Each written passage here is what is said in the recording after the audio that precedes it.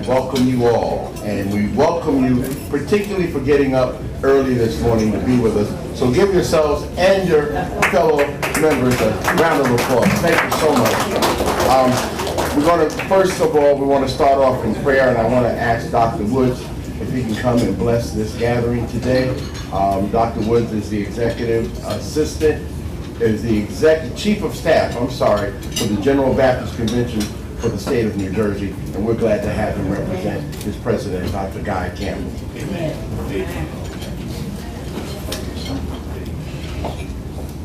Let us pray. Father, we honor you, we adore you, we thank you for your goodness and your presence among us. Father, we thank you for this time that we have gathered, and we just ask that you would stir up creativity and dialogue, Father, among us, so that we might move forward, dear Father, in a manner that will empower our communities to operate in such a manner, dear Father, that pleases you. So, Father, bless this time, bless each person that will participate. May this be done for the glory and honor of your kingdom. In Jesus' name we pray. Amen. Amen.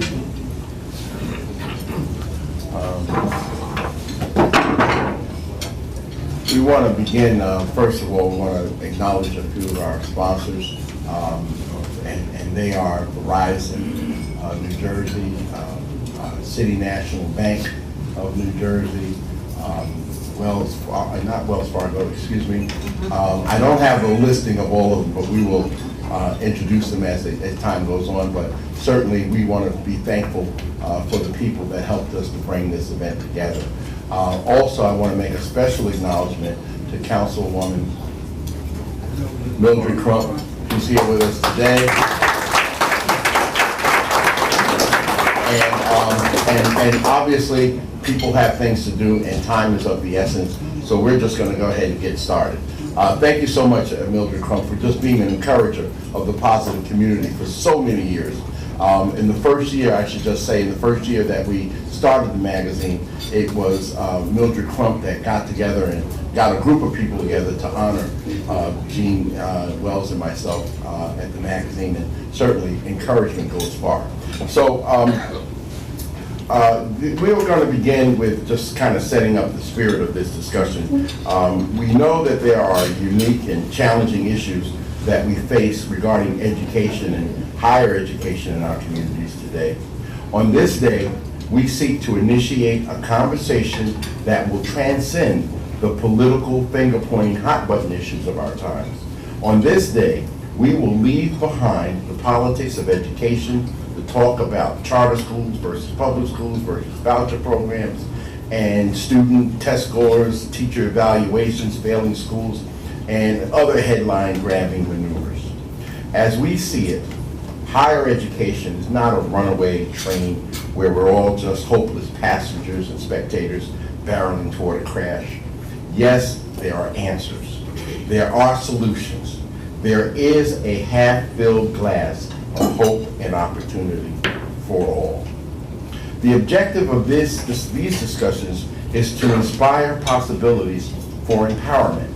The quality of home life, school, and faith institutions, the churches, are strategic to our children's progress. Ultimately, these are matters that as a community, we must accept responsibility. On January 1st, 2013, America will begin a year-long observance of one of the most important dates in this nation's history, the 150th anniversary of the Emancipation Proclamation. Now more than ever, it is crucial that we define the real meaning of freedom for ourselves and for the sake of generations to come. Just who are we and where do we go from here? To focus on education, higher education, is a most important conversation to have at such a time as this, particularly among members of our community. Some of the kinds of questions that we seek to address is like, how should we view education in the 21st century? Just under 150 years ago, historically black colleges and universities were created to educate and train the newly emancipated slaves. What is the present and future role of black colleges? What is the end game, the return on the investment of a college degree for the individual the family, and the community? Should there be an increased emphasis on entrepreneurial skills, job creation? What course of studies should our young people pursue that will yield the most opportunity? Does everyone need a college education? What are the real components of a quality college education? What about vocational training or the role of the two-year college? Could our panelists share their vision of an ideal education, let's say 25 years into the future? Is there a need for increased studies in religion and philosophy? That's like morals and values, ethics and ideals within secular higher learning. What is the role of the theologian and theological studies in the modern experience? What can be done in the present to inspire in our young people a real thirst for knowledge and wisdom, the dawn of a new age of enlightenment and progress?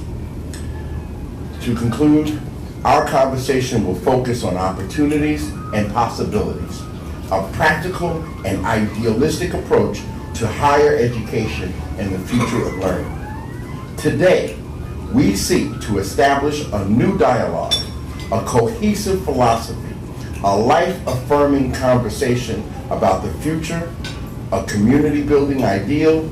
Today, we begin our quest to establish a vision for the next 150 years of progress, prosperity, and freedom.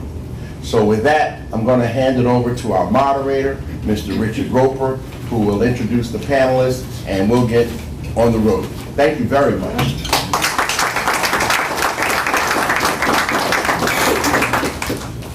Okay, good morning, everybody. I think this is the fourth Positive Community Roundtable that for which I've served as the moderator, and it's always a pleasure to come to these events and help in extending our understanding of critical issues that confront the communities of which we are a part. We want to get our first panel underway as quickly as possible because we have assembled a group of very thoughtful individuals who are very actively involved in the area of investigation we want to explore this morning. So I'm going to ask Ted Johnson from NJIT if he'll come forward, Antoinette Ellis-Williams from New Jersey City University to come forward. Dr. Calvin Butts is en route. He has a flat tire, we are told, but he will be here shortly. The Reverend Dr. David Jefferson, I'm going to ask to come forward and take his place among the panelists. And finally, I will ask James Harris, the president of the state branches of NAACP chapters in New Jersey. These are the members of our first panel, and we will get them engaged in a conversation immediately.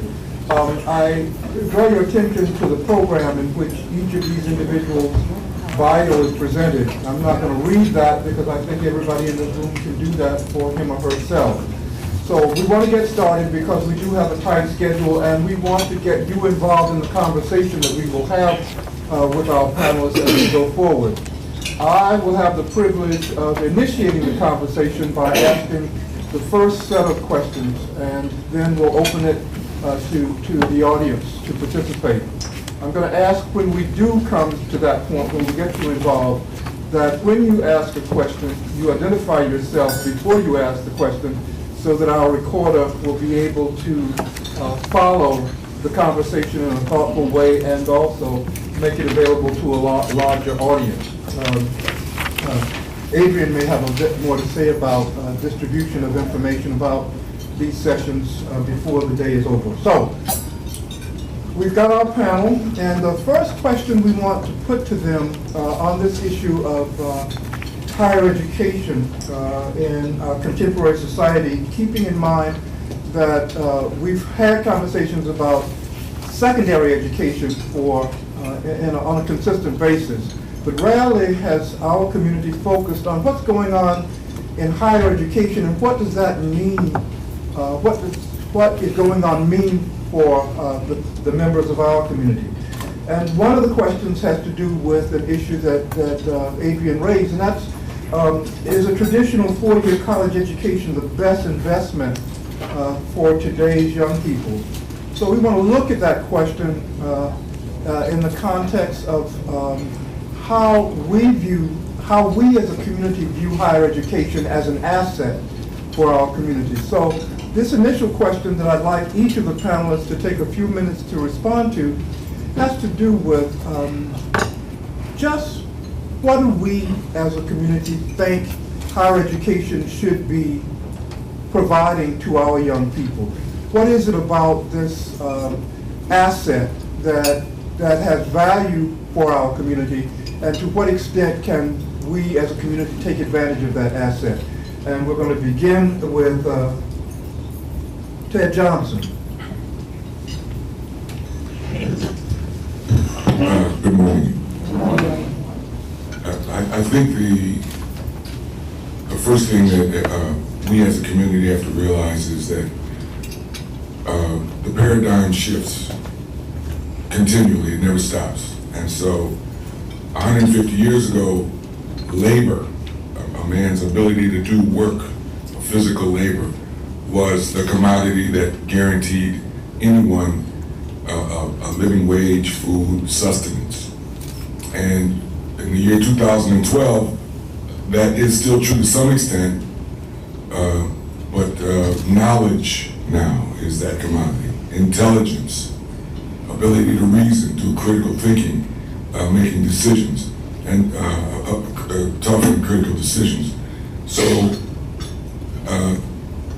we have to prepare ourselves to be in that ballgame, if you would forgive that metaphor.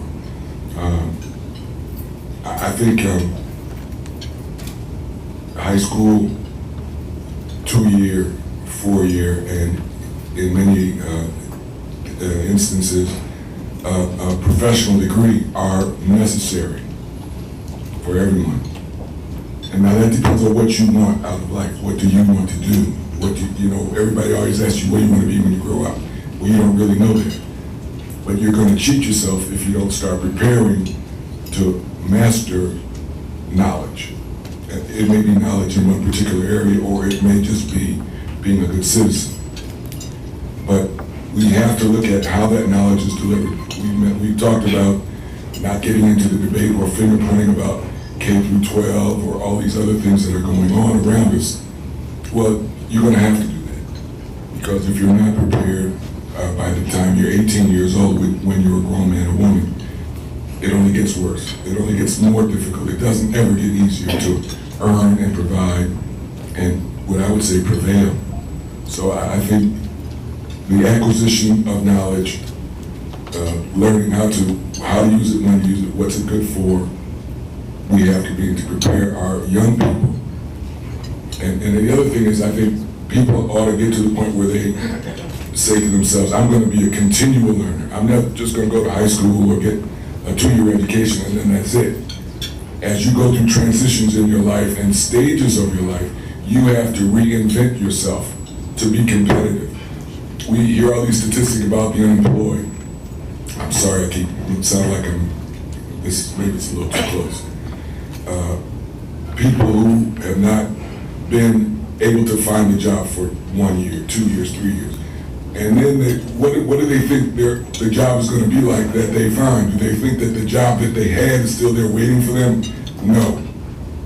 You must reinvent yourself. You must have the tools, the skills, and the drive to say, well, I made a living doing this. That job really doesn't pay the right wage or the wage that I can support my family. So I have to add to my skill set. So it is all about knowledge acquisition, in my opinion. Thank you, Ted. Dr. Ellis Williams? Good morning. Thank you to the Positive community and for the invitation. Education is still vital. However, I think we're stuck in a model that's outdated. If we look at the data, we are looking at students graduating, the majority of our students graduating in 6 years. Yet when we talk about higher ed institutions, we're set up for 4 years if we're not talking about community college. And, you know, Ted, I thank you for the comment about knowledge and acquisition of knowledge. But I would think that the marketplace is not really interested in knowledge as much as pushing out degrees for private enterprise and to set almost a stamp. The ability when institutions first got together, universities, higher thinking if you would, was a place of luxury, to debate, to have interesting conversations about what's going on in the world and what is our purpose. As a professor in the university, my students want to know, does this have applicability for me getting a job? And many ways our higher ed has been distilled and have lost the luster, I would say. In looking at the data, most students graduate in 6 years. However, there is a group, a very small elite group of colleges, universities, that have a 90% graduation rate within 4 years. Princeton is among them, Amherst, Notre Dame, Bowdoin, and there's something different happening there. Perhaps there's a commitment, there's financial ability, there is a way of viewing the world, but I think just thinking about school in 4 years, 2 years is something we have to go beyond. 50, 60 years ago, the United States was not forced to consider the global marketplace to the degree that we have to now. Universities, higher ed must be global, and global not just when you hit freshman year.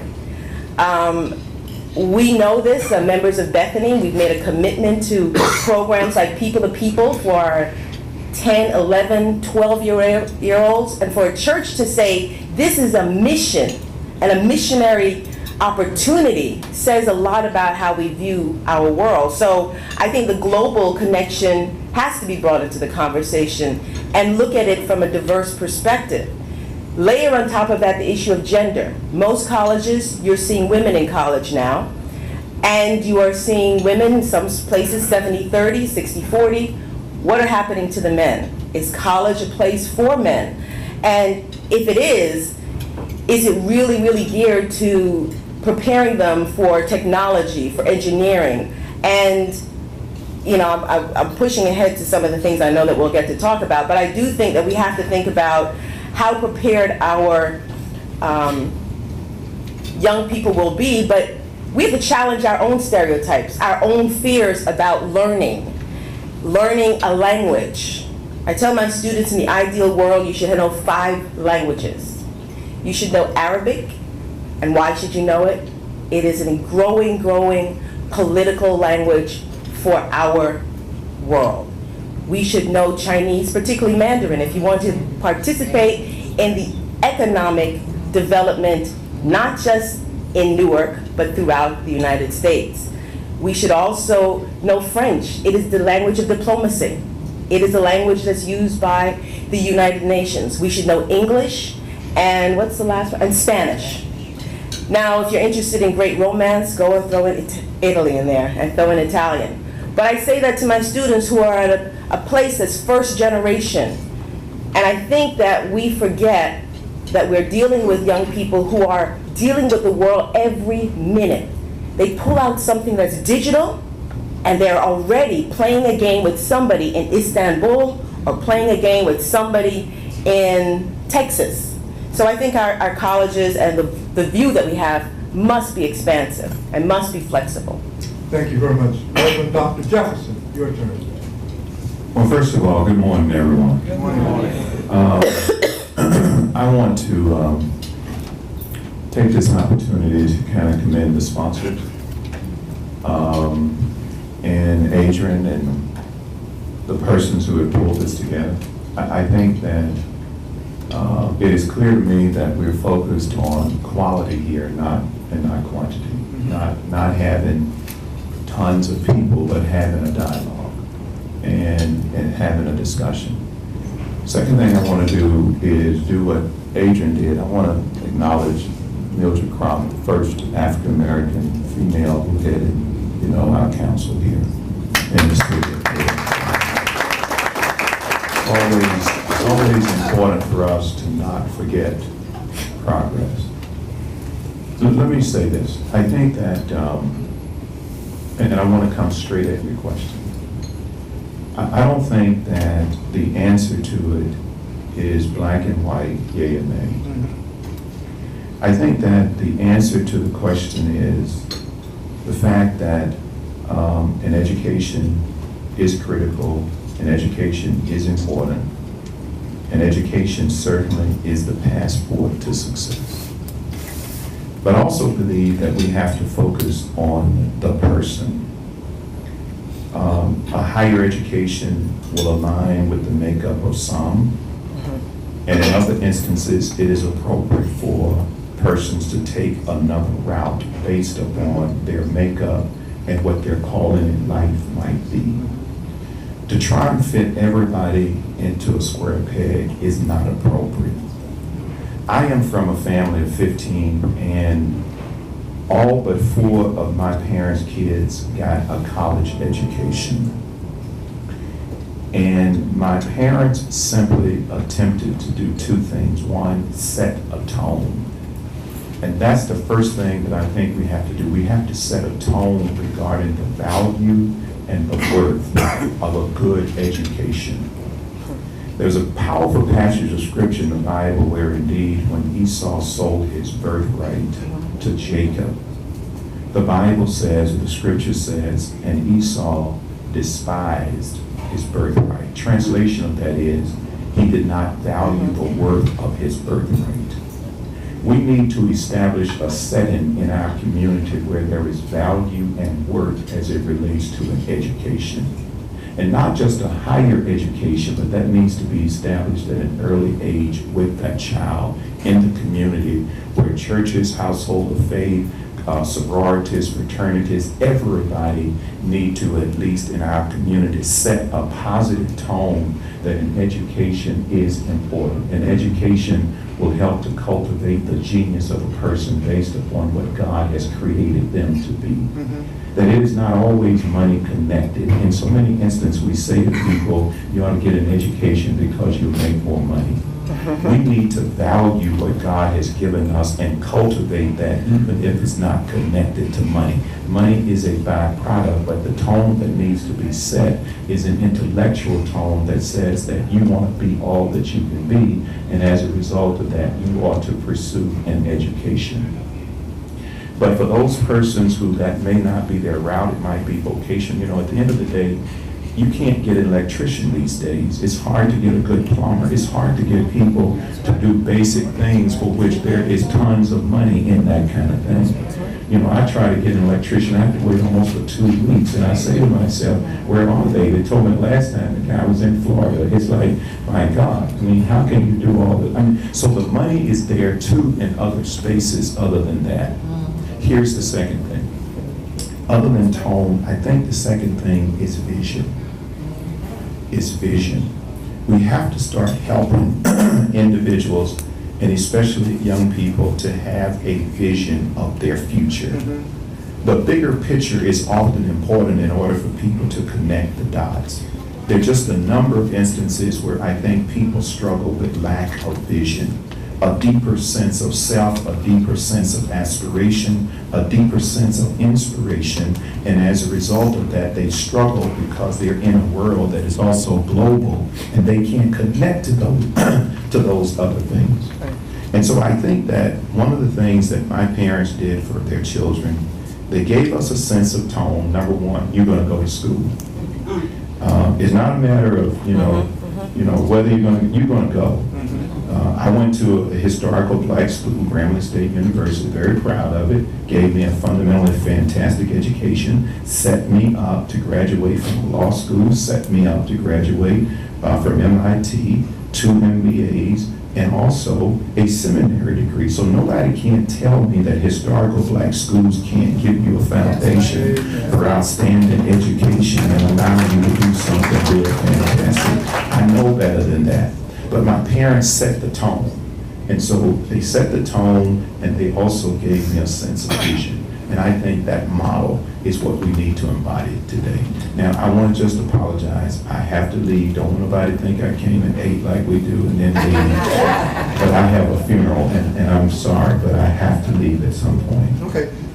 which means I'm going to ask you the first question after this, so that we can get your input. James Harris, you're on. Thank you very much. First of all, good morning. Good morning.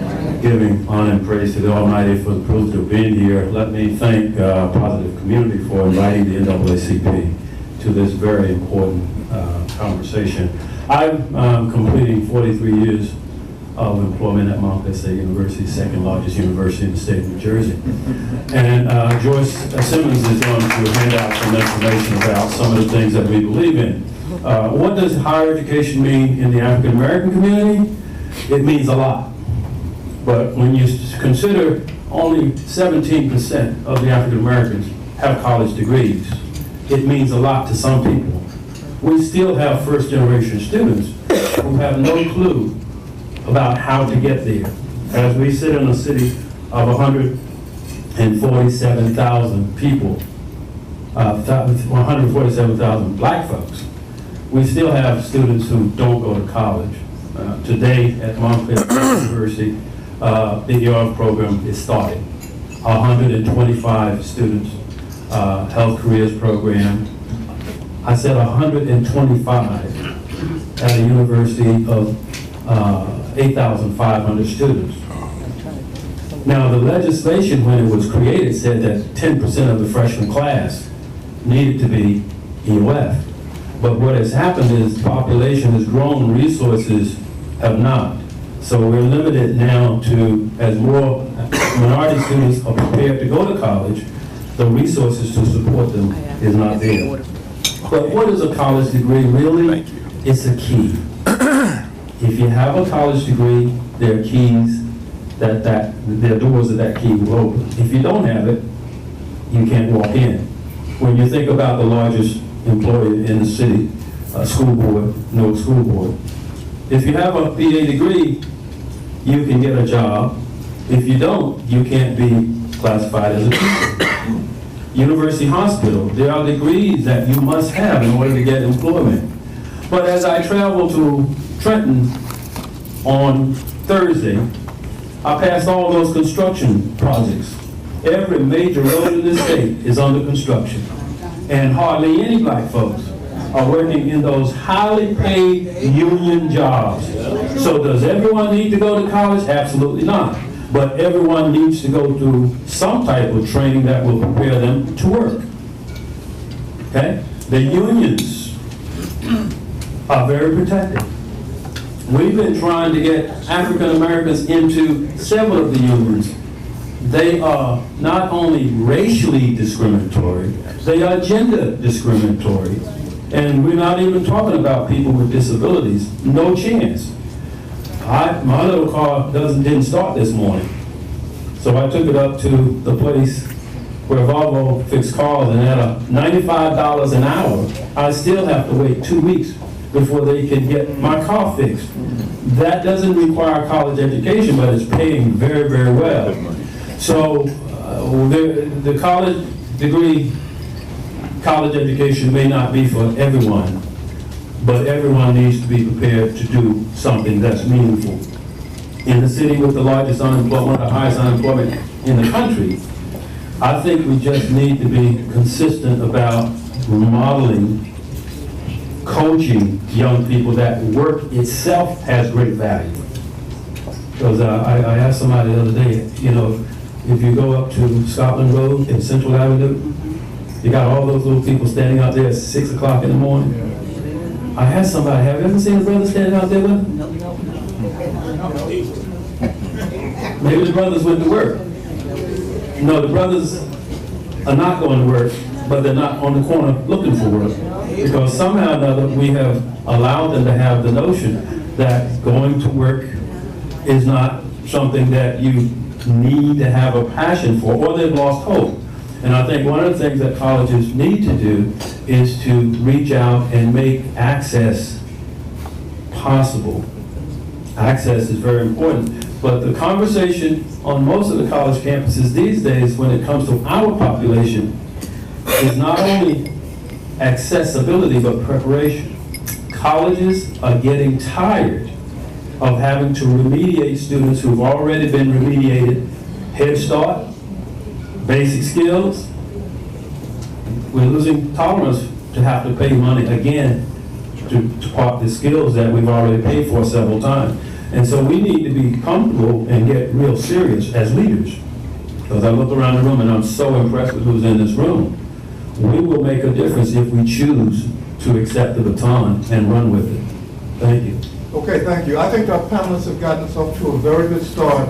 They've articulated in their own words why they think higher education is of value to the communities from which we come. Now, I'm going to ask Reverend Jefferson to lead off on this follow-up question, and each panelist is again being asked to respond as well. But he has to leave, so we will begin with him. And that question has to do with what he perceives to be the two biggest challenges that confront the African American or communities of color as it relates to higher education. Is it access? Is it resources? Is it preparation? Are there other issues that are critical to our ability to take advantage of higher education as an asset? Reverend Jefferson. I think the first one that I would know would be connectivity. Connectivity. And you say, what does that mean? That means that our biggest challenge is to connect our young people with the reality and the practicality of how higher education fits into their life. Mm-hmm. It cannot be this nebulous, grayish. It has to be something that they can directly relate to. Concrete. It has to be concrete.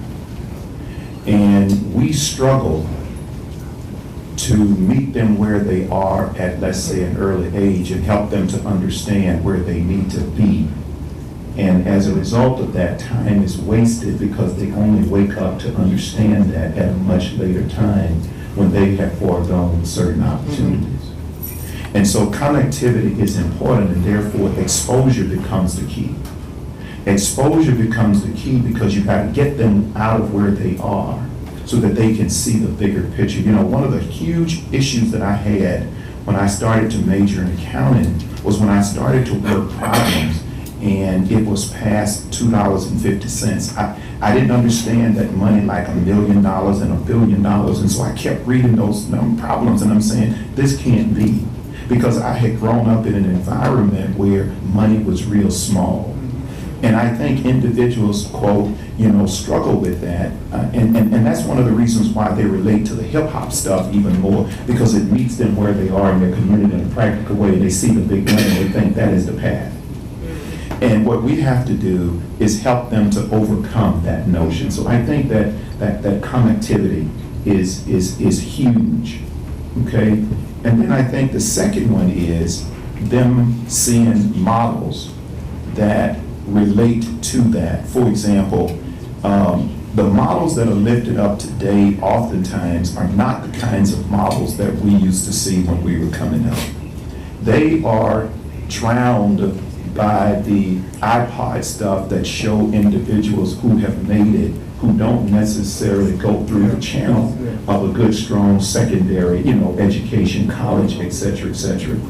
And I do believe that we need to have more leaders like what is in this room. And this is the reason why I really came here. I really appreciate the invite. I appreciate what you're doing. I appreciate this because my whole thing is we have to get beyond the fray and start to connect individuals to the power of this and what it really means. And it has to be done in a positive setting. We got to stop always talking the negative, and we got to lift them out of that so that they can see the bigger picture. And as a result of that, give them something that they will be proud of. And I think those two things are key. One, connectivity, and second, the practicality of what that really means in their lives. Not something they have to wonder, will this help me? Should I go this route? No. At the end of the day, this is something that will increase your value. At the end of the day, you may not see it now, but at least trust us that you're going to have something like this right here later on in life. We overcome those two things, practicality and connectivity. I think those are two big barriers that are just just hurting our ability to do that. Thanks a lot, Reverend. So you're excused whenever you want to leave. Okay, Dr. Ellis Williams. I'm going to call you Antoinette. Thank you, now. please, Okay, please, Antoinette. please. I like those two, Reverend, I like those two. In order to be transparent, I'm one of the people that came off the boat. And in coming to the United States, the reason that my parents said that we had to come here was because of education. The 5 of us, we were left in Jamaica while my parents were here for 3 years, going back and forth. And it was all about education. We were all required to learn the piano in my parents' house. If you wanted to eat dinner, you had to play the piano, like it or not. When I was 11, I started going to college and career days. My father's an electrician, so we should talk. And this electrician started to take us to college and career days at the high schools. He didn't graduate from a college. He went to a trade school, did very well. And so what he started to put into this little girl's head was that fear had no place. And I think a lot of us have, it's a scary proposition. And so one of the challenges is that our imagination is limited. And it's limited for very practical reasons. The cost of a college education is enormous. I came out of Seton Hall, University of Pittsburgh, and Cornell with no debt. My parents are laborers. How did that happen? I'm not the most brilliant person in the world. What I did is I met a professor who sat with me while I was at Seton Hall and said, "What do you want to do with your life?" I was a senior. I was 20 years of age, graduating from Seton Hall, and I thought, oh, I majored in sociology, I should be able to do something. But I didn't know what. So my professor said, "You would be really good at this." I came from a family that when the adults spoke, I listened to them. I didn't have the wisdom, and so this professor had the wisdom. Told me about University of Pittsburgh. Never heard of Pittsburgh before. People's Airline was in business. Remember People's Airline? Oh, yeah. Yes. I bought my own ticket. One way was $12. That's right. $12. Thank you very much. I'm not lying. I'm not lying. Less than $25. I went up to the University of Pittsburgh. I said, you know what? You're going to see an F on the transcript because of calculus. Not once, but twice. I took it once the regular way, then I took it pass-fail, and I failed again. And I still ended up on the dean's list, but I thought I needed to go in person to explain that. I didn't have the fear. My mother and father said, meet it head on. So I went there and explained myself. And I also told them I have no money to come to your school. I had already been accepted, I hoped. Before I left there, I ended up with not 1 but 2 scholarships. They gave a scholarship to 2 students that covered the tuition plus a stipend. I was in an economics course with Dr. Sam Myers Jr., if you look him up, a leading economist, African-American economist, deaf and had hearing aids. And we had to take economics. There were 8 of us in the class. And he made sure to say, I hope you have your quick calculus book because we will complete the semester of calculus this first week. Remember, 2 Fs. Fear hit me. I said to the man, I said, I don't know. He said, take the class. First test, I got a B-. In graduate school, you can't get a B-. Economics was going to hit and kick me out of there with my 2 scholarships. Dr. Sam Myers said to me, you do something that my other students who have taken economics undergraduate cannot do, because you understand the greater good concept and the connection to the community in a way that I cannot teach supply and demand. So I'm going to offer you a job. I then started to work for this man with the biggest fear that I had, calculus and economics. a study group, and no debt. I tell you that because I tell my students that a lot of them initially come in and say, well, I can't go. I tell my sons, you have no favorite school. You follow the school with the largest endowment. You follow the school with the money. Ain't the story. Sounds right to me. Yes, you know, what I hope to give my children, my husband and I, is a start with no debt. And so in order to be able to leverage that, we have to dismiss notions that our world is this big. Right, right. There are people's airlines that are going to take us to the Pittsburghs of the world when they don't cancel school when it's 60 below. When you have to go on a bus pass and go to school. I didn't know anybody. But fear is something that gets in our way, and it's a challenge, I think, within our community, because immediately we tell them, no, you can't do that. Why? Oh, no, we don't know anyone who did that. That has to stop. That's right. That really has to stop, because the imagination is being lost because of our generational inability to let go of those things that they had said we couldn't do and dare to believe that we can do in the here and now. So my son, who's in Morocco at the moment, studying Arabic for a month, I've heard from him once, means that I stay on my knees a lot. Because faith has to be applied to that context. So being able to connect, being able to limit the fear, and being able to take on the challenge head on. No apologies. To go in and say, you know what, I have these F's. Not to hide behind them, not to be afraid to tell young people that we fail. We're not all virtuous when we get married. We're not all that we're cracked up to be. Because all they see are these wonderful people with degrees. They don't see the struggle. My oldest brother finally completed his college degree. He's older than me.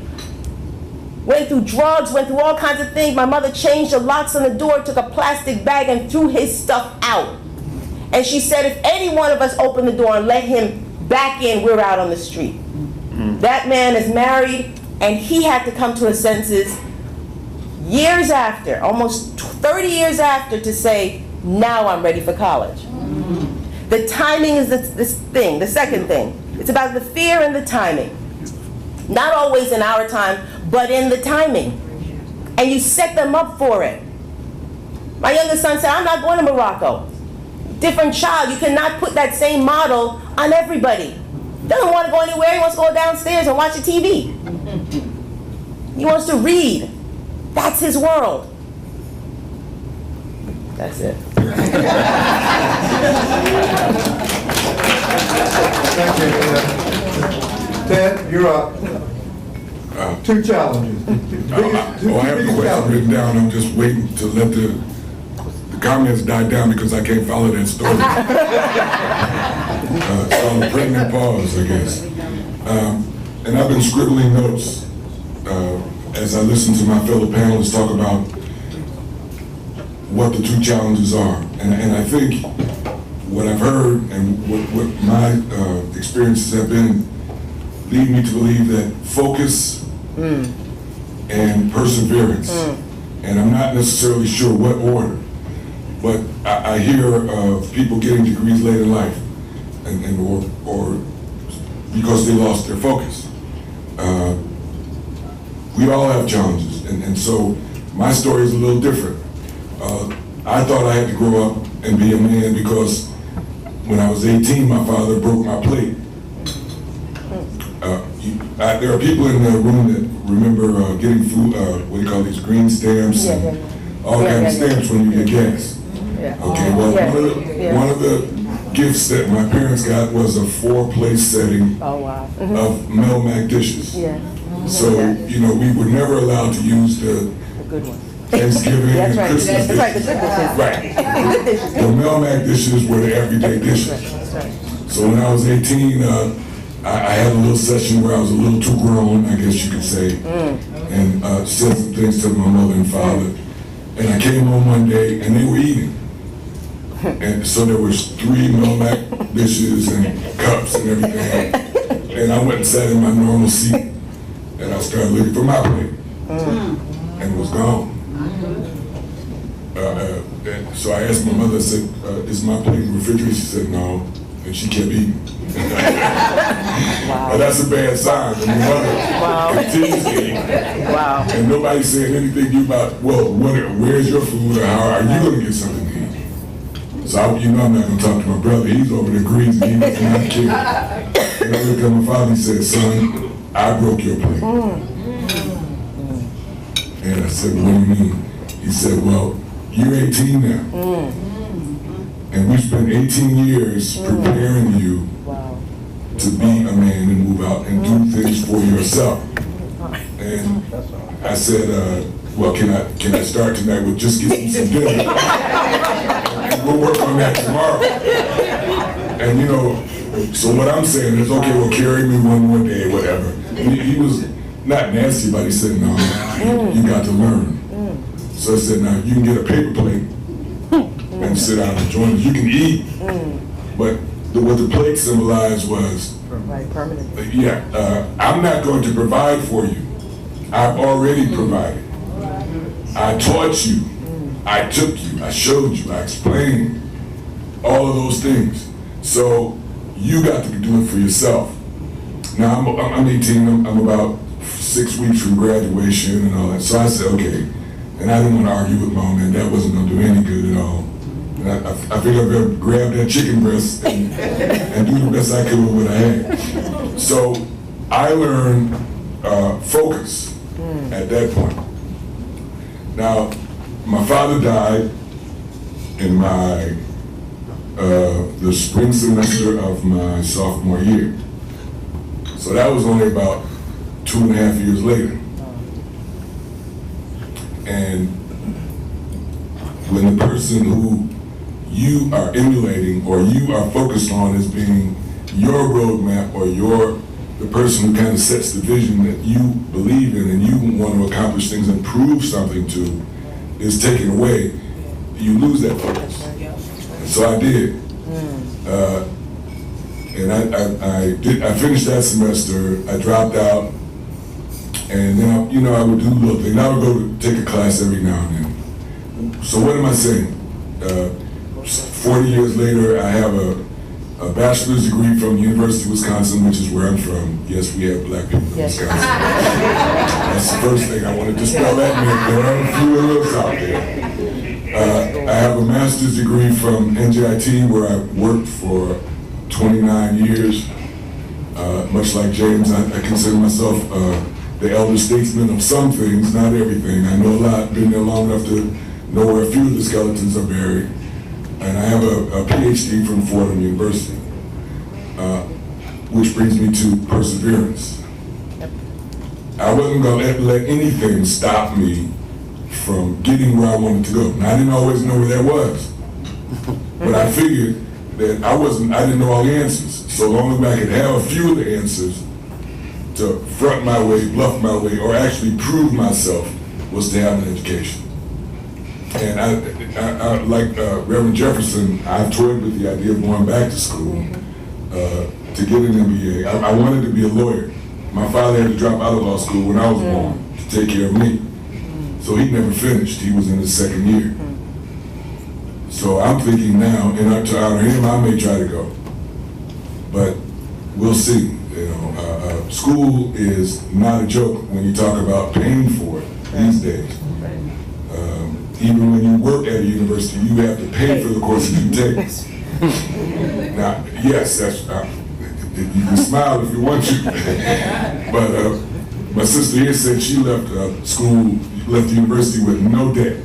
I was working at NJIT, taking classes at NJIT, and I had about $15,000 worth of debt. Now, I was charging on my credit card because I was going. I was not taking a break. I was going to pay it. I was not going to mess around. And Fordham too, same process.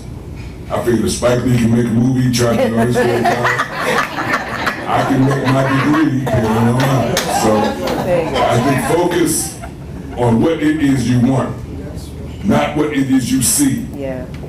You every day when you walk around, you see somebody that has something you don't have.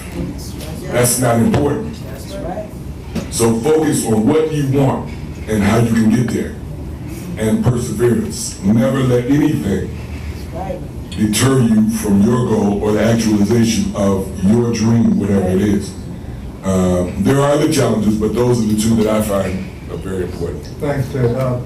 You worked hard for that PhD, so I should have acknowledged you, Dr. Johnson. That's okay. I didn't say it for that reason. All right, James Harris, you're on last. I agree with all that has been said, but I want to talk about the importance of mentoring and coaching. I want to talk about that because the churches are present.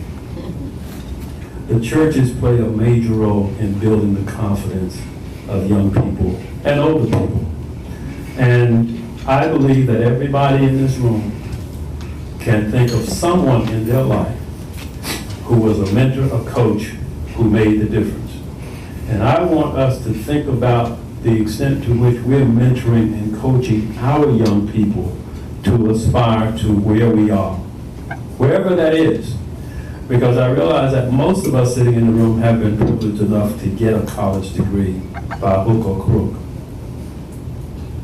But there are still a lot of people in our community who are not convinced that they can achieve that because they don't see the role models.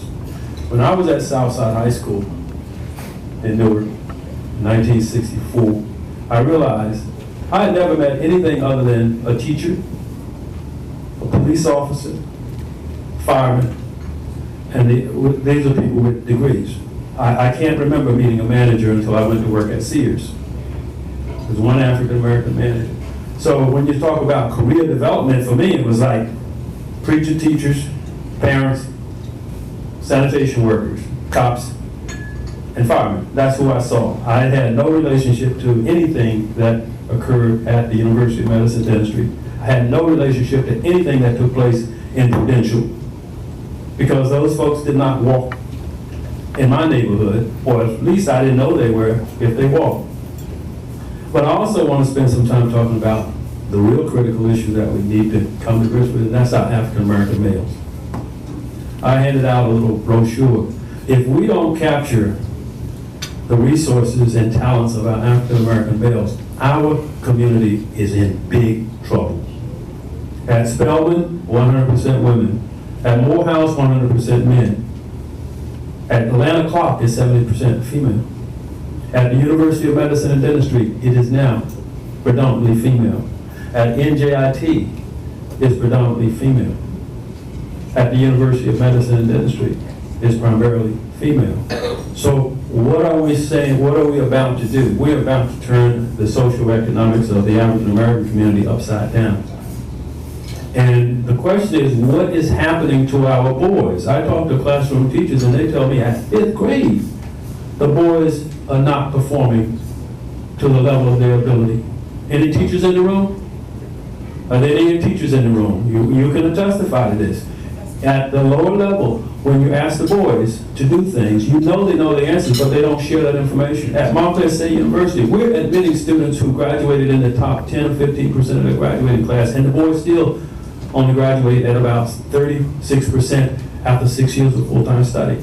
Not because they don't have the ability, but let me tell you some of the things that boys do that's different from the girls. Number one, they're focused on the social athletic. Got to go to that party. Got to go to the gym. Secondly, they're not as focused on completion of tasks as the girls. The girls will get it done and then go and do other things. The boys want to go and do other things thinking that they're going to get it completed after the event. You're not going to be able to concentrate on Pavlov's Dog Psychology 101 after you get home from bumping and grinding at the club. You're going to fall asleep and possibly not be ready. But there's something more critical that we found about the African American male. They will not ask for help. We do not like to ask for help, and there's a social, cultural piece when we do ask for help. If it's not being provided by people who look like us, we're really reluctant to ask for help. And so what we get at the colleges is overwhelmingly white individuals who are providing the help, and the greatest need by African American Latino students who need the help. But in their view, asking for help is a sign of weakness and stupidity. From an administrative faculty point of view, asking for help is a sign of maturity and self-reflection. So if you can't read, which I couldn't, my first paper, now I graduated #2 out of 365 at Southside High School. When I got to Montclair State, I got my first paper back, I thought it bled to death. There was so much red writing on that paper. And Mr. Levonsco said to me, Mr. Harris, have you ever heard of a punctuation mark called a period? I said, He said, could you use it more frequently? Well, the paper that I got an A on at Southside High School in May got me a D- at Montclair State. And I had to figure out, was this about racism? Was I misplaced? But what I came to understand is I had not received the same education for the same grades as my other colleagues, so I had to make up for that. And it was because of George Horn, the track coach, who mentored and coached me into having confidence, and Florence Dick, who took me to the reading lab and said, sit down here and you're going to learn how to read. And we're going to go over that paper. Because I really persuaded myself that I work better under pressure. You know, what that meant is I wrote things at the last minute, didn't proofread it, and handed it in. And when I got it back and read it myself, I said, I don't even know what I meant by that. But that was the way I had survived and thrived. So we really have to zero in on our young boys and give them the support and confidence. And that's a challenge in the homes that are overwhelmingly led in Newark by single parents who are unwed. Where do the boys get the role models that they need in order to be? When do you read? Where do you read? Where do you get to see a Richard Roper, a Ted Johnson, or even a Cory Booker? Unless they walk into the neighborhood and have something real significant to do other than a photo op. And I'm challenging us that we need to get more focused in saving our boys, because when we save the boys, we save the community. And that's what I think the challenge is, the mentoring, coaching, and also this business of access and preparation. Yeah, I really appreciate all of those comments, but especially your last comment, James, because I wanted to bring that up as our next topic of conversation. But before I do, I want to ask Courtney McAuliffe if he would join this panel, since I think you can contribute to the conversation that we're about to have. Courtney is the Vice President for Admissions at Rutgers University, who is one of the, in this instance, it's not just the title that matters. Courtney is the leading administrator responsible for the Rutgers Future Scholars Program. And I'm going to ask him to say a word about that before he is then asked to respond to the question that has to do with the issue raised by James, and that is, what is it that we might do as a community to address this issue of gender disparities in higher education? What can we do, or what should we be doing? Well, good morning. I don't see Reverend Howard here, but Reverend Howard is probably the genesis of the Rutgers Future Scholars. When Reverend Howard was chair of the board at Rutgers, he said to President McCormick and myself, you know, I can see the day when kids from Newark are not going to be admitted to the New Brunswick campus. What can we do to assure more opportunities for inner city kids? While Rutgers is a very diverse institution, a lot of the diversity is a suburban or international diversity. It's not an urban diversity. And, you know, I said, frankly, Dr. Howard, a lot of the kids that are graduating from the schools haven't taken a rigorous enough curriculum. They can't get admitted to some of these programs. And the ones that have done that work have lots of choices, but there are not that many of them. And in situations, in many of the school districts we serve in the urban community where dropout rates are reaching 50 and 60%, many of those kids never get an opportunity. So we decided to create a program called Rutgers Future Scholars, and this is now the 5th year. And every year Rutgers offers 200 inner city seventh graders from Newark, Camden, New Brunswick, and Piscataway, our host cities. We offer them full scholarships to Rutgers in seventh grade. The stipulation is they must earn regular admission, but if they earn regular admission, they'll go for free. So Rutgers' commitment to future scholars, and this is now the 5th year, so we have 1,000 kids in the program. The oldest kids will be entering 12th grade this year. Our commitment to the kids is we provide a very rigorous summer opportunity, academic opportunity for all the students. Rutgers will provide tutoring and mentoring during the school year for all the students and academic support in the schools. In addition, we try and involve the kids in the campus community. So they're invited for numerous events. We actually take them to Broadway, to Washington, D.C. We try and expose them to all the cultural as well as academic programs that exist. But the big barrier is to remove the financial obligation from the kids. So the number I'm most proud of now after 5 years is 0. And that 0 represents none of the kids have dropped out of school in the 5 years since the program started. We work really hard to make the mix 50-50. We did get some brushback from the school districts who were sending us more women than men, but we insisted that the applications be 50-50, that half male and half female. And that's something we work very diligently at the entire campus operation to make sure that we are a representative campus. And really, as stewardship of public education, we should represent the state of New Jersey in our makeup, our population, our graduates. But we're very proud of Rutgers Future Scholars. It's an extremely expensive program. This summer's program is costing us about $2 million. Much of the support comes from corporate community, places like Merck, AT&T, Diversity Inc., Fund for New Jersey have responded, the Dodge Foundation, to support future scholars. So hopefully next year we'll have them all applying to college. And I should mention too, if they're not admitted to Rutgers and they go to one of the local community colleges and earn their degree, we will honor the scholarship for the completion of their baccalaureate degree at Rutgers. So the path should never be closed for those students as long as they're making the effort. Thank you very much. Now, I want all of the panel to get involved in the conversation about this gender disparity problem. I'm the father of 2 African-American males. Both of my sons graduated high school, both went to college, prestigious institutions, and now both are practicing attorneys. They have law degrees, they have families.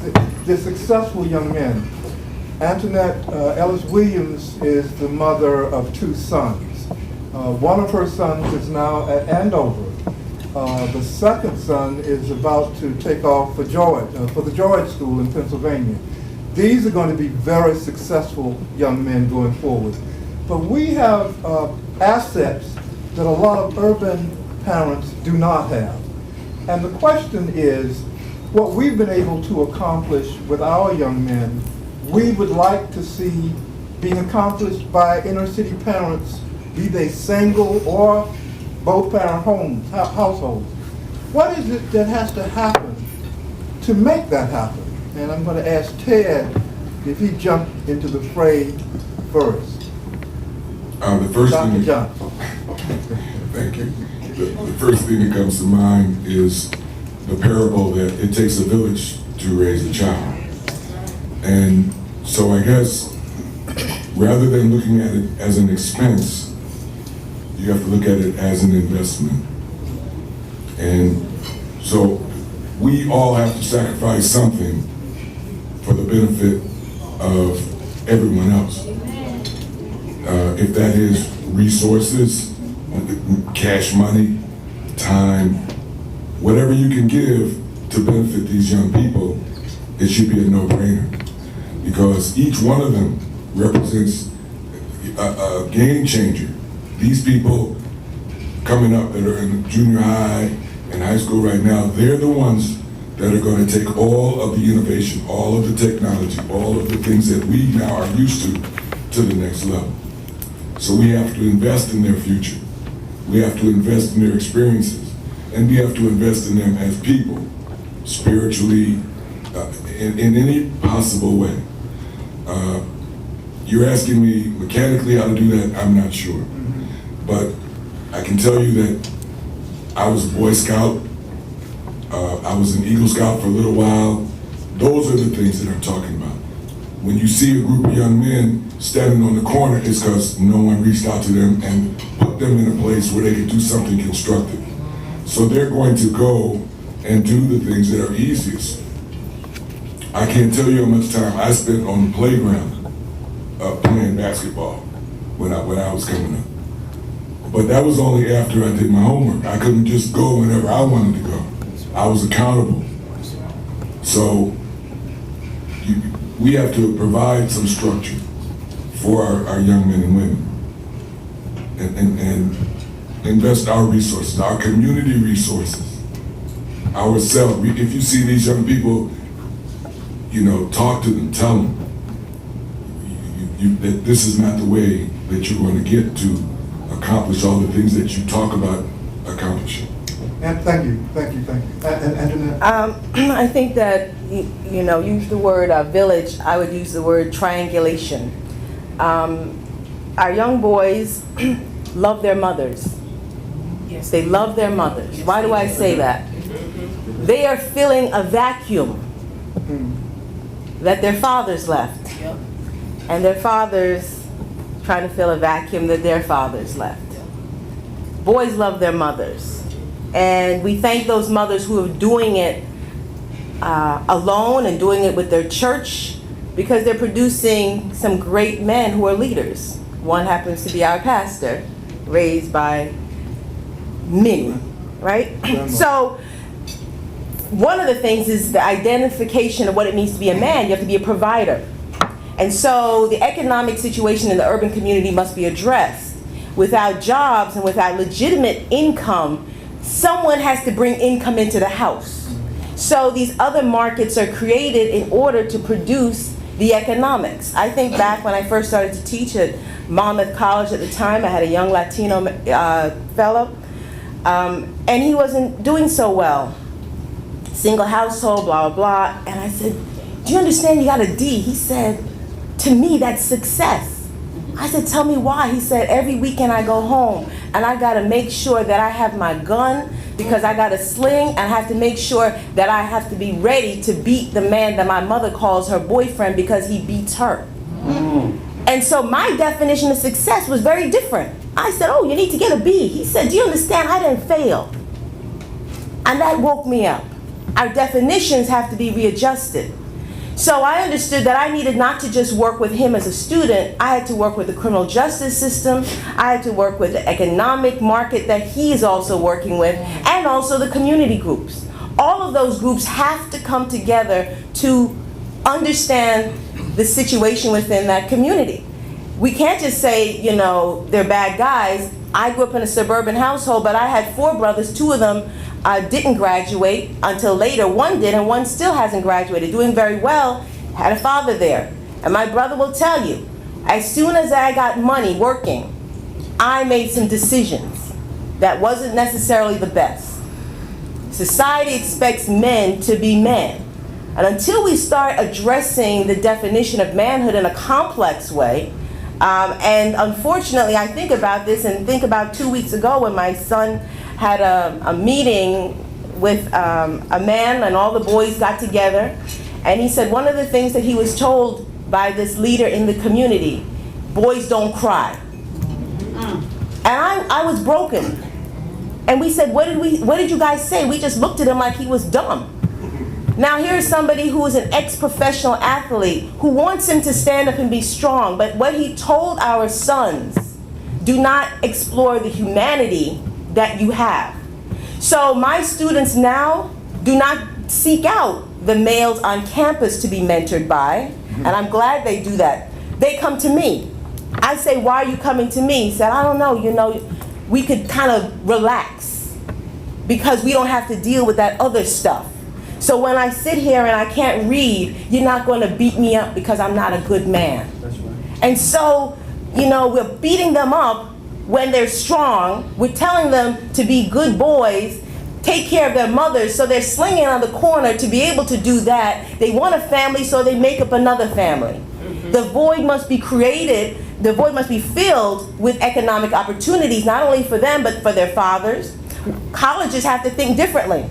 We have to create some kind of new entrepreneurial experience that are partnered with corporate America in the community to say this is going to be a viable and a suitable alternative, not just a trade, but to be able to create software in a community and have an economic return on it.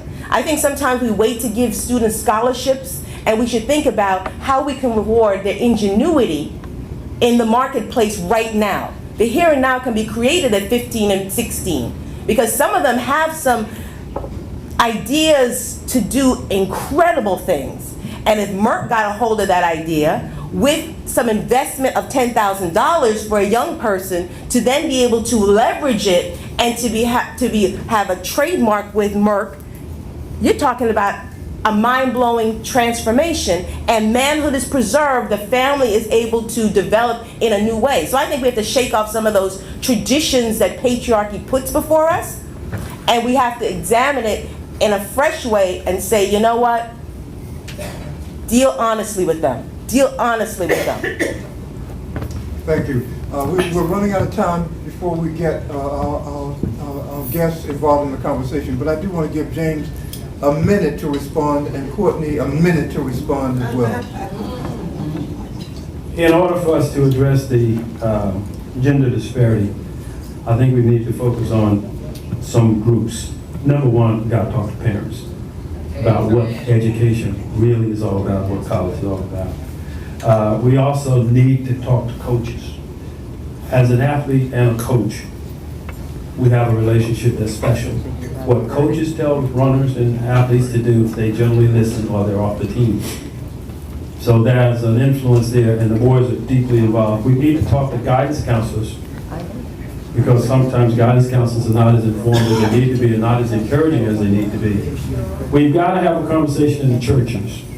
The conversation has to be about what we're talking about, the disparity, the lack of engagement, the absence of the boys in Sunday school and church.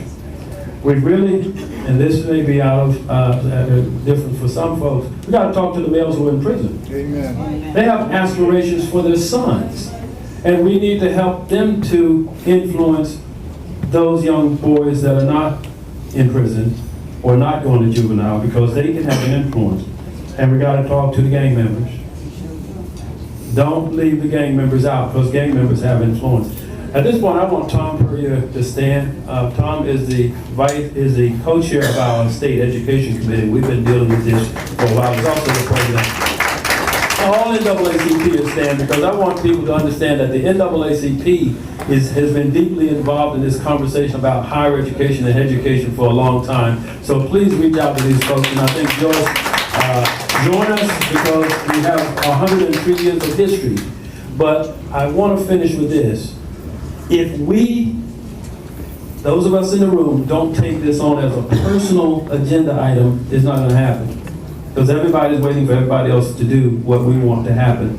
And it has to start on an individual level. So thank you very much. Thanks, James. Courtney? Yeah, very quickly on a personal basis. I grew up in New York City, and most of my block went to prison. A few of us went to college.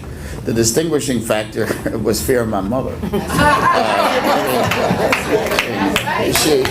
She was only about 5'2", but there were people that I could not bring, even let walk past the house. So she made me go to high school an hour and a half away, Brooklyn Tech. I hated it, but in looking back, that was the factor that separated the opportunities that I had from others. So how we bring that hope and aspiration, I think most families have it for their kids. And one of the big jobs that we have is to show parents how that path can be made for their children. And secondly, I think we need to make the economic argument to the public. If you look at the Future Scholars website, For every group of 200 scholars, the state of New Jersey will save close to $40 million.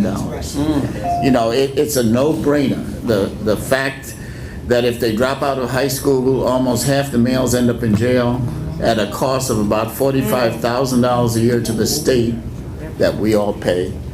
And it completely reverses if they have any college experience. It should be a no-brainer to turn them into citizens. And we as a community are really remiss in not making sure that that happens. You know, we fight a lot of petty politics over things, but all of this should ensure these kids have an opportunity to get out, because they're the future. They're going to pay our Social Security. They're going to pay everything, and they need to go to school. That's important. I'm now getting Social Security, so that really does matter. Okay, I'm through with my questions, although I did have one that I felt obligated to raise, and I think it'll probably get raised by one of you, but in the event that it doesn't, I'm going to pose the question and then one of you can lay claim to it. Does that work? The question is, what in your view is the role of the church in advancing our community's understanding and appreciation of the value of higher education as an asset going forward? Now, that's the question. The audience has the opportunity to pose it to the panel. Since I'm going to turn the conversation over to you now. Those of you who have questions, raise your hand. And do we have a microphone that we can move around to those who want to offer comments and ask questions? And remember what I said at the outset. Please give your name before you ask your question. All right, let's see hands. The first hand I see is all the way in the back. It's a young man. It's a young man, relatively young man, younger than me, let's put it that way.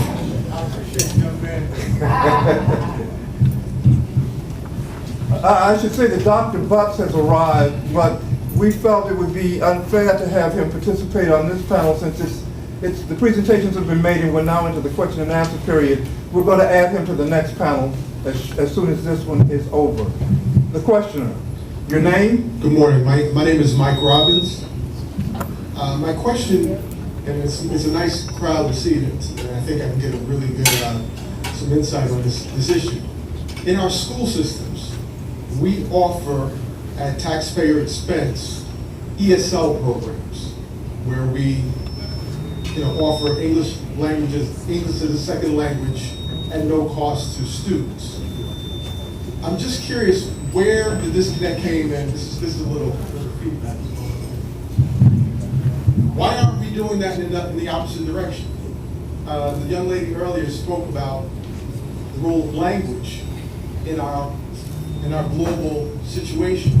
We can go down the street, we can go around the corner, we can go to Chinatown and all these other areas and have a vast community of native non-English speakers.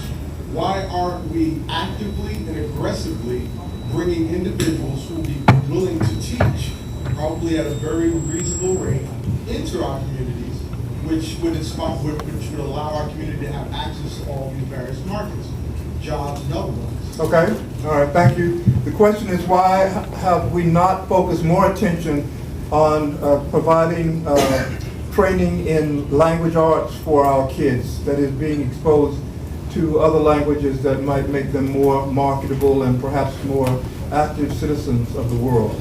Who wants to respond? Courtney? I agree. I just think it's so critical. I was in a classroom in China a few months ago, and every kid speaks English, all 3,000 of them. The top 200 kids are taking US AP exams in English and getting perfect scores. And I remember thinking, as a nation, we should be very afraid. We're talking about cutting education. You're right, sir. This really is a Sputnik moment. This, to me, it's 1957 all over again, and the Russians have launched Sputnik. And we need to respond as a country. Instead of talking about cutting education, there should be a great investment and languages, or we're going to be a third-rate country. Thank you. I think the James? more simplistic answer to me is not on the test.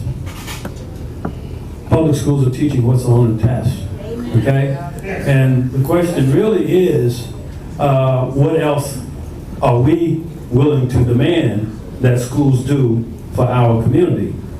I was at a meeting in Newark on Wednesday night, and trust me, Mandolin was the furthest thing from everybody in that room. Excuse me, I think James's observation is 100% correct. We're so busy trying to teach to the test and get our schools' performances up to a certain level. We're not focused on the icing on the cake, which is the language skills to communicate with anybody in the world. Antoinette said earlier that globalization is a factor that we should be prepared to address. Well, how are you going to go somewhere and communicate if you can't speak the language of the people who are there, the inhabitants of that country? So they're not prepared. You know, I'm going to go off on a little bit of a tangent. They're still training us, folks. They're still training us. The education model that Antoinette spoke about at college level is barely working. The education model in K through 12 is not working. That's why you have kids dropping out. Okay, so if they can't get through K through 12, they might find a way to get through college. It's a different skill set, and there isn't one test. There are many tests. But when you spend your time teaching to the test and worrying about time on task, not in developing the intelligence of the individual, you're not gonna make it. So we have to demand, as James said, that the school boards focus on preparing our young men and women for the workforce and the world ahead, not training them for a job. Thank you. Antoinette, any comments? I do, but we can hear other Good people. enough. There's a young lady in the back and the gentleman not far from her. Please pass the mic. Thank you. Good morning. My name is Loretta Edwards. I'm a marketing consultant, and recently I had an opportunity to do some consulting work out here in the school systems, two actual school systems in New Jersey. One of the things I found is that the students come to school wired up, meaning that they come to school as young as the third grade with all types of PDAs, headphones, and so on and so forth. They do not want the education. I work in different areas teaching things such as what you call personal finance, just basic skills so that they would have life skills once they leave the school environment. And what I found was that the students are very, very interested in the negative communication that they receive over the airwaves. So if an educator is speaking to them, they would prefer to ignore the educator because they're wired up with the headphones and so many other things. We have to counter that. And then on another note, they're coming into the high schools, many of them, with just with defeated attitudes. They're coming in saggy. Two things. We can't hear you. Your mic isn't on. Okay. And second, what is your question? My question is, what is going to address the defeated attitudes that the students come to school with in terms of lack of preparation and their lack of interest in being educated, in Okay. receiving the education? The question then, as I understand it, is what can be done to address what appears to be student disinterest in education and a more concentrated focus on things that are secondary or irrelevant to education? After that, I would disagree. I don't think young people are not interested in education. I think they're not interested in the quality of the education being brought to them. I think that those things that are on their heads and the things they're pushing are incredible tools. Incredible tools. If you have a smart board and you're able to create a blog and you're able to do blog posts and have conversations with our young people, they will challenge you in a way that just blows your mind. So I think that young people want individuals in front of them that are willing to accept them where they are. I think a lot of times we're saying, well, you're not ready, you're not doing this.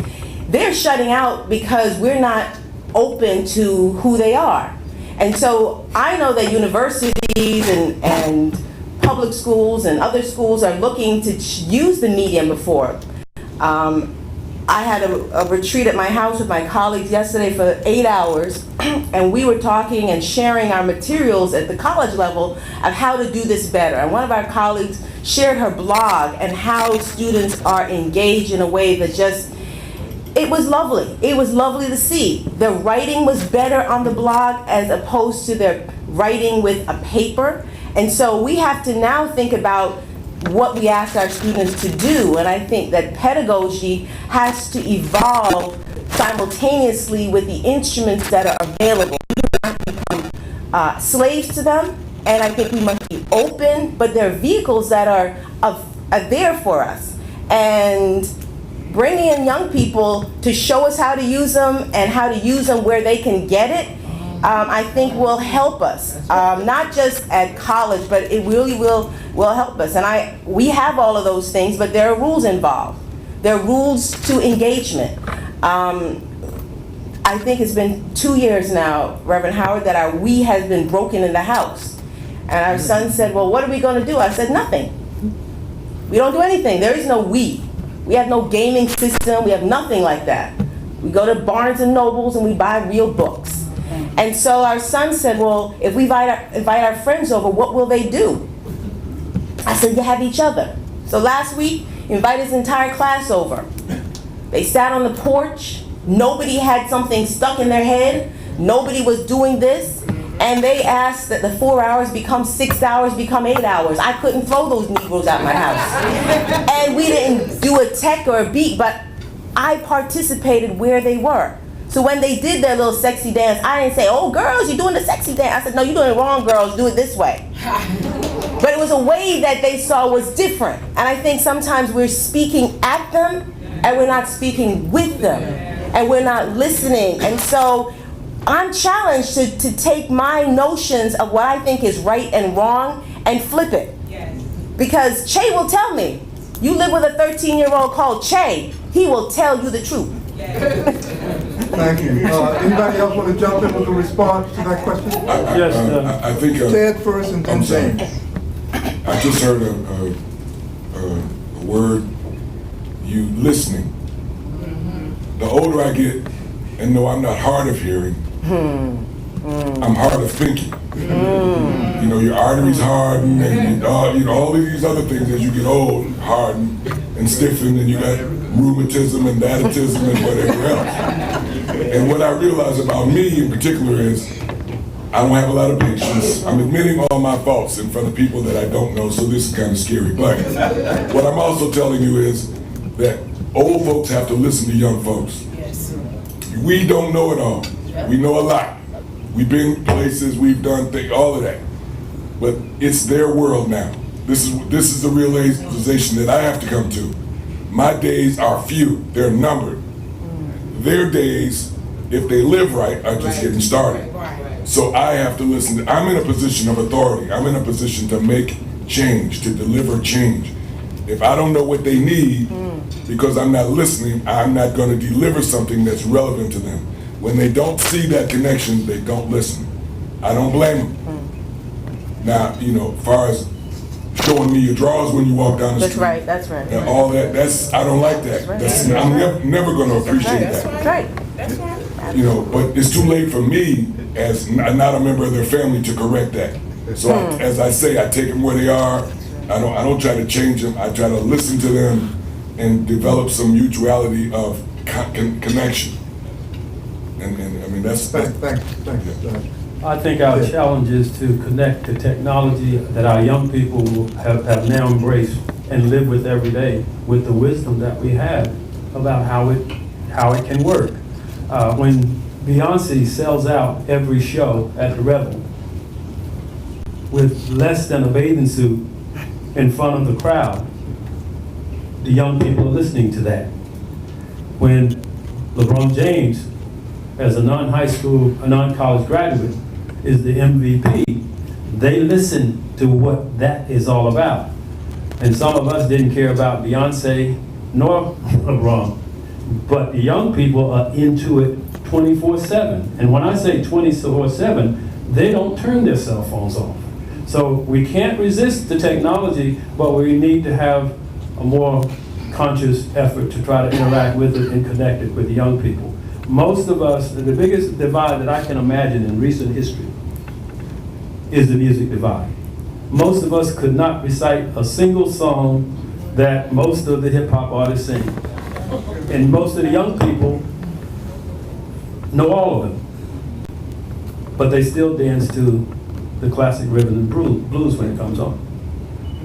That's a connection that we have a challenge and we have to overcome. Otherwise, we're gonna have a widening gap between our young people and those of us who are sitting in this room, most of us over 50. Thank you, panel. We have a question from this gentleman, and then this lady, and that lady. Okay, yes, sir. Mic's working now? Yeah, we hear it now. Good morning. Good morning. Good morning. My name is Bernard Clark. I would like to thank Dr. Bendel for inviting me to this gathering, Newark School of Theology. My question speaks to the model of education in inner city communities.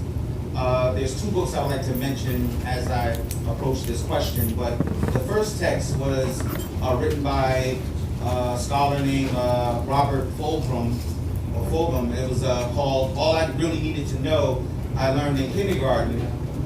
And it talks about how a lot of children are learning valuable skills, social skills, like sharing, caring for one another, being kind, these skills that are important to students. And then there's another text by Joanna Kunjuku, who wrote a book, Countering the Conspiracy to Destroy Black Boys.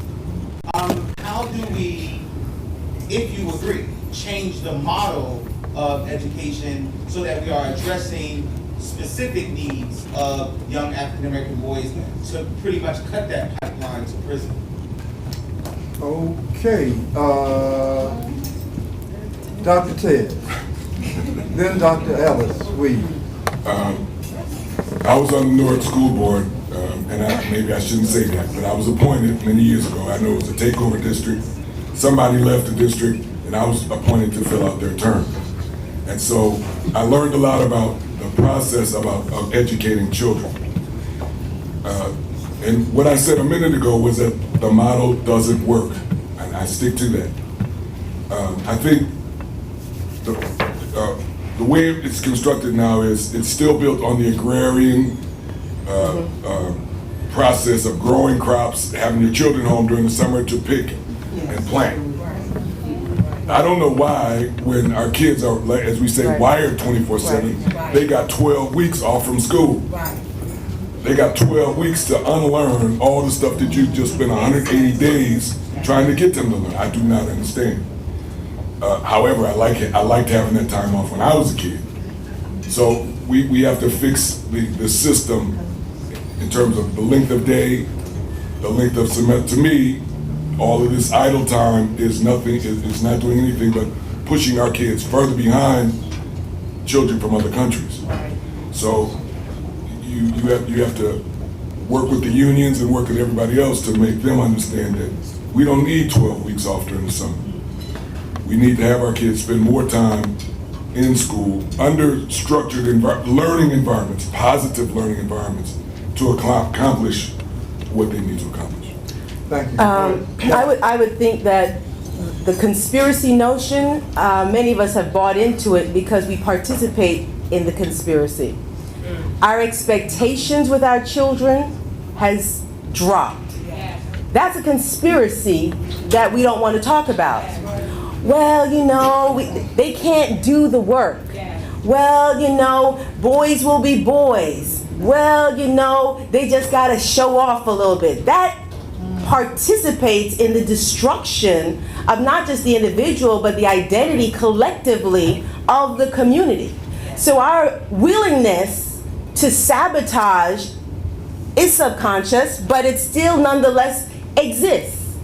Whether it is a conscious decision not to deal with ethics and consequences of choices beyond what Maury Povich tells us. Right. Beyond just that, we have to consider what are those consequences that go along with that.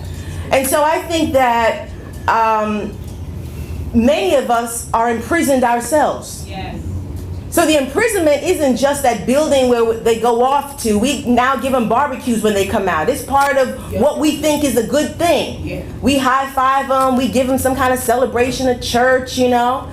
And those kids that are doing the grind, getting up, going to school, getting picked on, doing their homework, there ain't no big programs for the kids eating cereal, doing their work. The programs are benefiting and also supporting, looking at the marginalized, which we should. But it is not the only vision that I have of the community. And the ability for those two parts of our community to come together, somehow, you know, they're going to rub up against each other and, you know, you don't want your child going on with this. Well, if we all told our story, no one should rub up against anybody if we know the skeletons. But I think that we have to then examine how we participate in the conspiracy with our expectation, with our visions, with our choices, with our expectations regarding manhood, education. Well, you know, it's too much homework. Children just have too much homework. Okay, well, we need to have a conversation what too much is. I am the professor that they say give too much work. Guilty. But I'm also the one they say is fair. So I'm going to give you the reading, but come to my office, I'm going to sit down and break it down. Both models have to work together. And I think that's the problem that we have. Yeah. Thank you.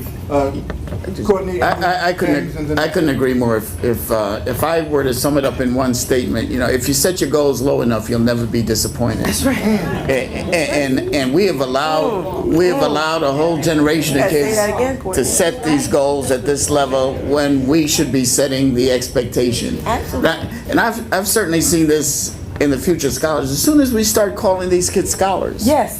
and having a different expectation That's right. for Absolutely. them, Absolutely. it is amazing Yep. the transformation Walk different. because they believe Yep. they're smart. We have faith in them. They see an outcome. Absolutely. You know, so you can't set the goals low and you can't change expectations at the worst level and then expect results. You know, my son came to me in 10th grade and my boys were quite different from my daughters. Mm-hmm. He said to me, you know, I've had enough of school. That's right. 10th grade, right? 10th grade, Okay. yeah. So I said, so where are you gonna live, Brandon? He can come over here. He said here. I said, well, yeah. I said, you can't stay here, Brandon. You know, I said, you got to join the army. You got to get a job. You can't stay here because if you're not in school, you're a man. You got to go. I said, you can stay here till you're 30, 35 if you're in school. You know, we don't care as long as you're making some effort. But once you make that decision, you have to decide. And of course, his sister looked at him and said, "You're really stupid." You know? This is 3 weeks before Christmas, and you're talking about leaving. So he did reconsider, and now he has an MBA from the University of Chicago. You know, so you can't let them set low expectations. You got to keep the bar up here. Thank you. All right, James, you're it. Number one, the conspiracy that Njuku talked about years ago, most of us didn't believe it. The conspiracy that Dick Gregory talked about years ago, most of us didn't believe it. Now most of us believe it because we see the incarceration that resulted from the conspiracy that we didn't believe. And as I listen to solutions, one of the things that strikes me as I look at Reverend Howard and Reverend Butts is the importance of making sure that we vote people into office who have some accountability and some agreement with our values. You know,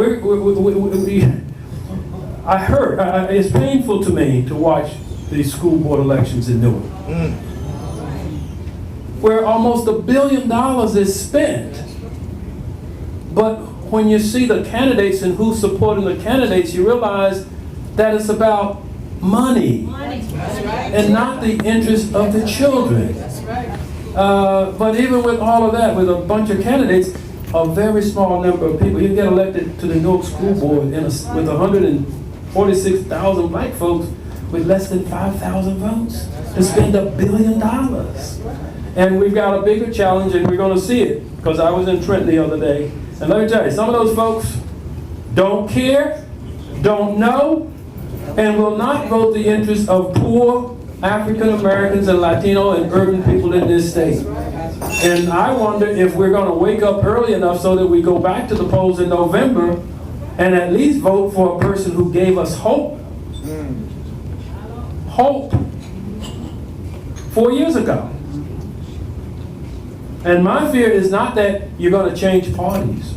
My greatest fear with NAACP is that you're going to get so caught up in the mudslinging that you're going to see on the way to November that you conclude that you don't want to vote at all. Exactly. And please, folks, don't disappoint the NAACP's effort. For 103 years, we fought for the right to vote. Nothing should discourage you from staying away from the polls, especially this November. All right, we're going to end this panel on that political announcement. This has been a phenomenal group. I want to thank Dr. Ted Johnson, Dr. Antoinette Ellis Williams, Reverend Dr. David Jefferson in absentia. He was here, but he had to leave. And added to the table was Courtney McDonough. Thank you all very much.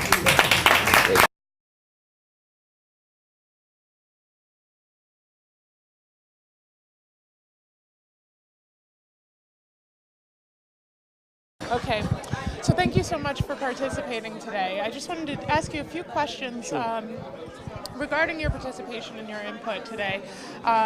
Particularly, what do you think are the most critical and urgent issues that have been addressed today and that can come from this conversation? I think the most critical issues is the notion of it takes a whole village to raise a child and to raise a community to keep it safe. And I think that when we start talking about higher education, clearly we need the engagement of the church, we need the engagement of the teachers, we need the engagement of the parents. Fantastic. Why do you personally value participating in an event like this with the Positive Community and the New York Leadership Roundtable Series? Well, I think the Positive Community has such a positive impact in terms of getting to the churches and the urban communities in the metropolitan area. That's really, really important. I think Adrian and the staff there does a fantastic job. But more importantly, I'm hoping that my comments and my observations will be embraced by some people out there and move forward into making a difference. What do you think are the most important takeaways from this conversation in terms of next steps? Well, first, I would love for people to join the NAACP, but if they don't join the NAACP, I think they need to make a personal commitment to institute some of the things that we say are necessary in order to move our community forward. So it's personal engagement, personal responsibility, because if everybody leaves thinking that everybody else is going to do it, it's not going to get done. Well, thank you so much. We really appreciate Thank you. your You're doing a input. great job. So thank you so much for participating today. We really appreciate all your input. Just a few questions to sort of summarize the conversation we're having today. First, what would you say are the most important and critical issues that we're discussing today at the Newark Leadership Roundtable Series? Well, I think it's engaging our young people, and how do we give them the education they need to go into the future? What are our responsibilities? I mean, so it's all about higher education and the delivery of that education. Why do you personally and professionally value participating in these type of discussions? You're only as good as the community you live in. So if you have been blessed, as I have, with a lot of opportunities, all positive, then you have to put those that energy back into your community. So that's something I've always enjoyed doing. And lastly, what do you think are the most important takeaways from this discussion in terms of next steps? That we listen to the young folks, and that we take them where they are and give them the skills. Don't make any assumptions about them, and really that we reinvest energy-wise and just even programmatically in making sure that they have all the tools and the skills to make a contribution. Thank you so much. We really appreciate it. So what would you say are the most critical and urgent issues that come from this discussion today? I think that we have to examine the values that we have regarding expectations, regarding globalization, regarding our fears, and look at our perception of education in a broader way. Secondly, I think we have to think about access and affordability and the role that we play in defining our children regarding gender, regarding race. And while we hold on to some of that history, I think we have to make sure that we're thinking broader, we're not thinking in stereotypes, and we will leverage what's good for the next generation. Fantastic. Why do you personally and professionally value being part of these conversations, such as the Newark Leadership Roundtable series? I think the value of it is the strength that you gain from like-minded individuals. Sometimes you can feel isolated in your work. Sometimes you can feel as though the meaning gets lost. I value the exchange, the opportunity to hear new things, to become challenged, to become inspired by one another. And the hope that I have is that it doesn't stay in this room. My hope is that the conversations that start here lead to something in a very productive way on the ground with our children. Fantastic. And finally, what do you think are the most important takeaways from this discussion in terms of next steps? I think next steps, we have to do a real honest assessment of where are our children, what do they think about school. So we need the data. We need the data from them. I think the next steps also is to form partnerships and collaborations, public-private. Churches, I think, need to go back to defining and redefining ministry in a way that is important for this generation. I think we have a lot of homework to do. We have to think about technology. Some of us have to go and learn some things. So perhaps it's about service learning. So perhaps it's about continuing education. I would hope that every leader is engaged in their own personal development and their own personal lifelong learning. Be very suspect of individuals who talk about learning who are not reading a book. Fantastic. Thank you so much. All right. So thank you so much for participating in our panel today. I just had a few summarizing questions about the discussion. First, what would you say are the most critical and urgent issues that come from this discussion today? Well, I think the plight of black males and Latino males in the community is at a critical stage, both in terms of K-12 and higher education. And as a community, we really need to make some changes.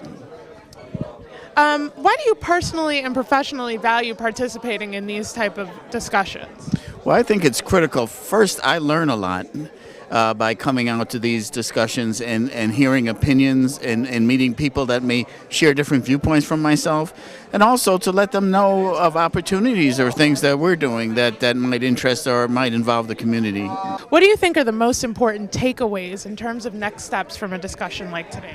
Well, I think community involvement. I think setting better and higher goals for students, and I think leveraging the power of this community to make changes. And actually, it's not only about money; it's about making the involvement and investment in the youth and the community. Fantastic. Well, thank you again for your participation. So thank you so much for participating today. Thank you for inviting me. Absolutely. We just wanted to ask a few questions regarding the insightful comments that you made today. Most importantly, what would you say are the most critical issues to take away from an event like this? Number one, I think that it is very important for us to have a resurgence of positive, impactful education. I would like to view this as the restoration. We are beginning the journey to restore the power, the imagination, and the positive impact of a college education in our community. For too long, we have gone with other things taking the forefront, and I really do commend Positive Community and all the leaders that are here today for this intellectual dialogue and discussion. And I do believe that things will come out of here today that individuals will take back, and I just hope that we continue this journey. Fantastic. Why do you personally value events like this and the opportunity to have this conversation? Well, I think that it takes someone to pull people together. I think that we in our individual ways know that something like this should be done, but we're going in so many different directions, and we got so many other things on our plate. And so when someone like Positive Community and the sponsors and others pull this together, then I believe that it will tap into those persons who know it should be done. I, for one, have a service I have to go to, but this is very important to me that I would do nothing but fit it into my day, regardless of how busy it is. Fantastic. And finally, what do you think are the most important takeaways in terms of next steps for this type of a discussion? Well, I think that the dialogue is healthy, and I think now we need to be thinking about an agenda.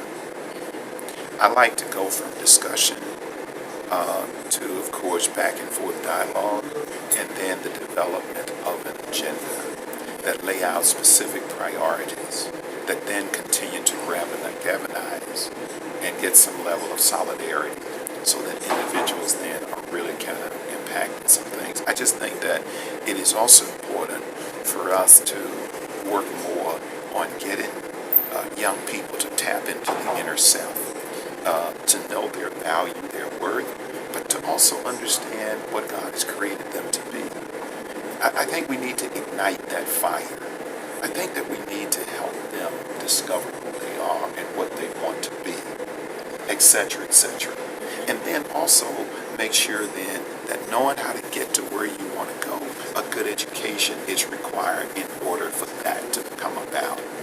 And so I would like to see more of us working with the internal person, working with families, working with kids, to really help them to discover their gift, discover their talent, discover their purpose, their plan, their mission, why God created them. Because once they understand that, then they would be willing to be inspired to get that education, to go do this and go do that. But if you're just trying to get that in the abstract and it has no sense of connectivity to the inner person, it won't work. Thank you so much for participating today. Thank you. Okay, appreciate it.